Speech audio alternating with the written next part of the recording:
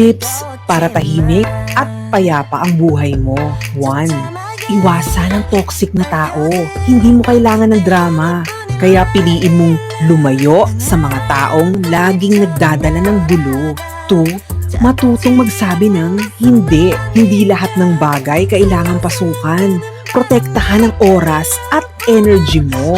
3. Bawasan ang oversharing. Hindi lahat ng iniisip o plano dapat ikwento.